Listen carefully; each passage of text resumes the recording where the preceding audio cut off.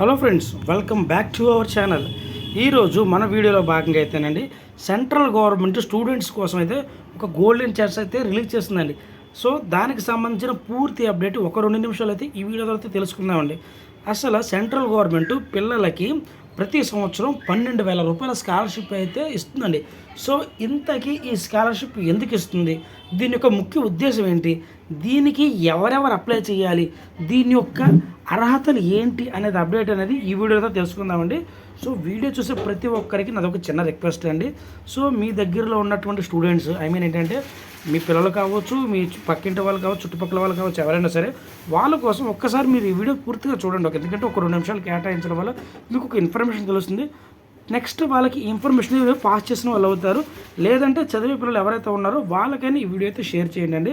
So దాని ద్వారా మీరు వాళ్ళకి ఒక వారధి చూపించడం వాళ్ళు అవుతారండి. సో వీడియో చూసినంత మాత్రం స్కాలర్ వచ్చేస్తుందని నేను చెప్పనండి, బట్ వాళ్ళకు ఒక అవకాశం అనేది తెలుస్తుంది. కాబట్టి ప్రతి ఒక్కరు వీడియోని ఎంత కుదిరితే అంతవరకు అయితే షేర్ చేయండి. ఇంకా డైరెక్ట్గా మనం నోటిఫికేషన్లో యొక్క విషయానికి వెళ్ళిపోతే, ప్రతి సంవత్సరం గవర్నమెంట్ రిలీజ్ చేస్తున్నటువంటి స్కాలర్షిప్లో భాగంగా అయితే ఈ రోజు కూడా మనకి సెంట్రల్ గవర్నమెంట్ ఈ స్కాలర్షిప్కి సంబంధించిన అప్డేట్ అనేది రిలీజ్ చేసిందండి. సో దీని యొక్క ముఖ్య ఉద్దేశం ఏంటంటే, సో హై స్కూల్ లెవెల్లో చదువుతున్న పిల్లలు ఎవరైతే ఉన్నారో వాళ్ళు 6వ తరగతి 7వ తరగతి చదివేసి 8 నుంచి చాలామంది సో చదవకుండా బయటకు వెళ్ళిపోవడం, లేదంటే ఫైనాన్షియల్గా ప్రాబ్లమ్స్ ఉండడం వల్ల తల్లిదండ్రులు కూడా వాళ్ళని చదవనిచ్చే స్థితిలో లేకపోవడం వల్ల వాళ్ళు చదువు ఆపేస్తున్నారండి. సో ఇలా జరగకూడదు అని చెప్పేసి దీనికి సంబంధించిన విధంగా ఆల్రెడీ మన స్టేట్ గవర్నమెంట్ ఏదైతే ఉందో లాస్ట్ టైం అమ్మఒడి అని చెప్పేసి ఈ సంవత్సరం తల్లికి వందనం అంటే పార్టీలు మారుతున్నప్పుడు పేర్లు మారుతాయి కాబట్టి సో ఆ విధంగా మారి పిల్లలకి ఒక స్కాలర్షిప్ లాగా ఫైనాన్షియల్గా సపోర్ట్గా ఉంటుంది. సో అదే విధంగా సెంట్రల్ గవర్నమెంట్ కూడా ఏం చేసిందంటే పిల్లలకి మెరిట్ పిల్లలు ఎవరైతే ఉంటారో, చదువుకునే పిల్లలు, చదువు మీద ఇంట్రెస్ట్ కలిగిన పిల్లలు ఎవరైతే ఉన్నారో సో అలాంటి వాళ్ళు బ్యాక్గ్రౌండ్ అవ్వకూడదు. సో వాళ్ళందరికీ ఫైనాన్షియల్ కూడా సపోర్ట్ ఉండాలని చెప్పేసి 1 కాదు 2 కాదండి, అక్షరాల 4 సంవత్సరాల పాటు ప్రతి సంవత్సరం 12,000 రూపాయలు డైరెక్ట్గా వాళ్ళ అకౌంట్కే సెంట్రల్ గవర్నమెంట్ అనేది ట్రాన్స్ఫర్ చేస్తుందండి. సో ముఖ్య ఉద్దేశం ఏంటంటే పిల్లలు చదువుకునే సమయంలో చదువుకోవాలి. సో ఎప్పుడైతే పిల్లలు చదువుకుంటే బాగా చదువుకుంటే వాళ్ళకి స్కాలర్షిప్ పడితే వాళ్ళ యొక్క పేరెంట్స్కి ఫైనాన్షియల్గా సపోర్ట్గా ఉంటుందన్న ముఖ్య ఉద్దేశంతో సెంట్రల్ గవర్నమెంట్ ఏదైతే ఉందో ఈ స్కీమ్ని అయితే తీసుకొచ్చిందండి. కాబట్టి అర్హత అవకాశం కలిగిన ప్రతి ఒక్క విద్యార్థికి ఈ వీడియోని షేర్ చేయండి. సో వాళ్ళు ఖచ్చితంగా ఈ స్కాలర్షిప్ను పొందుకునేలా చూసుకుందామండి మనం కూడా. సో ఇంతకీ దీని యొక్క అర్హతలు ఏంటి? సో దీని యొక్క అర్హతలు ఏంటంటేనండి, సో పిల్లవాడు మస్ట్ అండ్ షుడ్గా ఇండియన్ అయి ఉండాలి. తర్వాత వాడు ప్రజెంట్ 8వ తరగతి చదవాలండి. సో ఇప్పుడు వెంటనే మీరు వీడియోని అయితే క్లోజ్ చేయమాకండి. ఎందుకంటే మీ పిల్లలు 6వ తరగతి 7వ తరగతి 10వ తరగతి చదివినా కానీ ముందు ఒకసారి వీడియోని పూర్తిగా చూసి ఆ తర్వాత ఎవరైతే ఉన్నారో వాళ్ళకి వీడియోని అయితే షేర్ చేయండి. ఇన్ఫర్మేషన్ మీరు షేర్ చేయండి. సో వాడు 8వ తరగతి చదవాలి. వాడు లాస్ట్ టైం చదివినటువంటి 7వ తరగతిలో కనీసం 55% మార్క్స్ తెచ్చుకొని అయితే ఉండాలన్నమాట. అదే ఎస్సీ ఎస్టీలు అనుకోండి 50% మార్క్స్ వచ్చినా పర్వాలేదు, సరిపోతుంది. కుటుంబ ఆదాయం ఏదైతే ఉందో సో 3.5 lakhs పైన ఉండకూడదు, దిగువన ఎంత ఉన్నా పర్వాలేదు.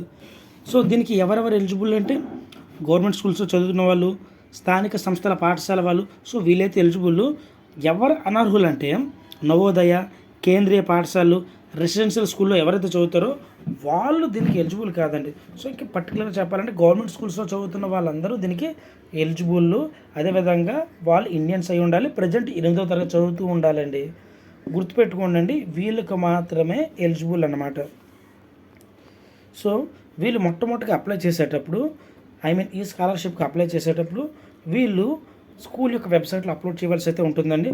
మొట్టమొదటిగా వాళ్ళ యొక్క ఆధార్ కార్డు, అదే విధముగా లాస్ట్ ఇయర్ 7th క్లాస్ చదివినటువంటి మార్క్ షీట్ ఏదైతే ఉందో ఆ మార్క్ షీటు, ఆదాయ ధృవీకరణ పత్రం ఇన్కమ్ సర్టిఫికేటు, క్యాస్ట్ సర్టిఫికేట్ అవసరమైతే అప్లోడ్ చేయవలసి అయితే ఉంటుంది, లేకపోతే లేదు.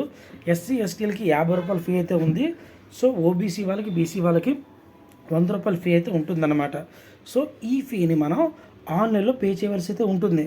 సో నెక్స్ట్ వాళ్ళకి ఒక ఎగ్జామ్ అయితే కండక్ట్ చేస్తారండి. ఈ ఎగ్జామ్నే ఎన్ఎంఎంఎస్ అంటారనమాట. సో ఈ ఎగ్జామ్లో క్వాలిఫై అయిన వాళ్ళకి సో ఈ స్కాలర్ అనేది వస్తుంది. సో ఎంత బాగానే ఉంది.